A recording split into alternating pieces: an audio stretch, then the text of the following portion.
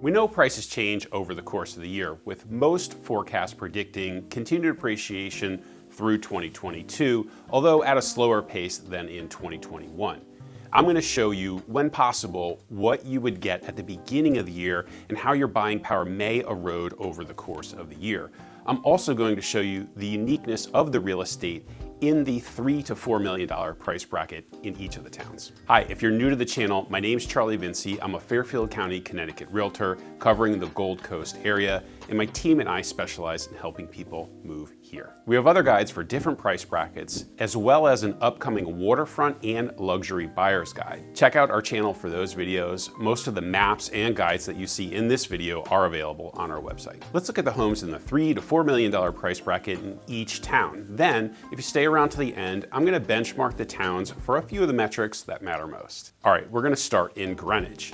The average Greenwich home in this price range looked something like this at the beginning of 2022. It has a living area of 4,944 square feet above ground with 4.6 bedrooms, 4.5 full baths, 1.3 half baths, has 2.2 garage spaces, was built in 1981, and had a lot size of 1.67 acres, again, on average. By the end of 2022, buyers should expect a reduction in buying power that looks something like this. The most noticeable difference being the reduction of 556 square feet, which is roughly equivalent to losing a master suite, including the bathroom and walk-in closets. One interesting thing to note is that there was very little waterfront in this price bracket in Greenwich, and when it did sell, it was the lowest quality waterfront. We're talking about marsh and mud at low tide, and in some cases, it was a waterfront condo. What you will find are that most of the properties in this price bracket are spread across the town, with the highest concentration being in Old Greenwich and Riverside. Jumping to Darien now. At the beginning of 2022, this is roughly what the average home looked like, with approximately 5,201 square feet above ground, 4.9 bedrooms, 4.7 full baths, 1.4 half baths, 2.4 garage spaces. It was built in 1967 and was on a 1.46 acre lot. You should expect the average home in Darien to look something like this by the end of 2022, with the most noticeable difference being the loss of 507 square feet, which again is roughly like losing a master suite with the bathroom and walk-in closet. You would notice that waterfront sales in Darien at this price bracket were rare, around 1 to 2 per year. Homes in this price bracket typically sell in North Darien, Tokenique, and on the peninsula in Noroton. And the largest homes were typically in North Darien and Tokenique. Now, I know that you might be thinking that there's more to consider than just the home, and I'd have to agree. You're probably considering schools, crime rates, commute times, taxes, and more. They are all very important factors to most of our clients. You can find that information in our town-specific buyer guides by going to the link on the screen and choosing your town. Next, let's head to New Canaan.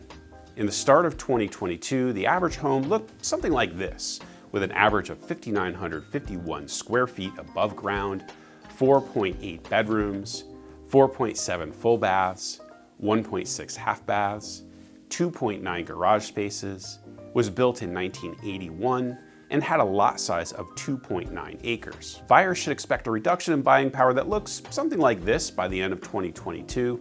The square footage reduction of 1,004 square feet would be roughly like losing a complete master suite plus an additional large bedroom or office. Quick appreciation in New Canaan means that buying power is eroding quickly. You will find that most sales in this price bracket were concentrated in Ponus Ridge, Town Center, Owen-Oak Ridge, and Smith Ridge, with a few random sales in the other neighborhoods. And the largest properties are typically going to sell north of Town Center. All right, let's head over to Westport.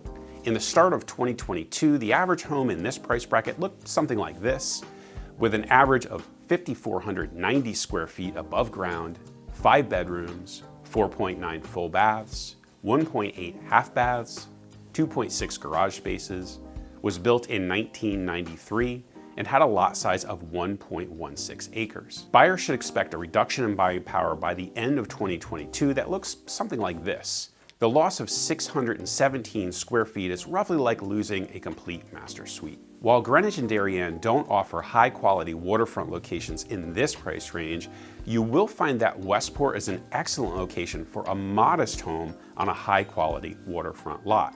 Or you can find a home with better finish quality just off the water. You're typically going to find them in Campo, Saugatuck Shore, and Saugatuck Island. And if you're looking for a larger home, most will be found north of Route 1 and in Greens Farms north of I-95. The premium price towns of Greenwich, Darien, New Canaan, and Westport have a high number of sales in this price bracket, which allows us to give you an average square footage, beds, baths, etc.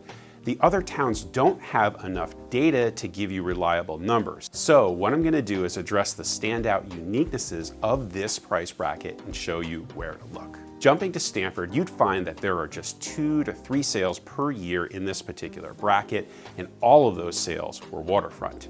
In fact, Stamford's an excellent location if you want a quote-unquote affordable waterfront home with quick access to Manhattan. In fact, I think you'd be hard-pressed to find a better waterfront location closer to the city. In Norwalk, you're gonna find that most of the sales were in the waterfront neighborhoods of Rowayton and Wilson Point, along with a few sales in other waterfront locations, typically near Calf Pasture Beach.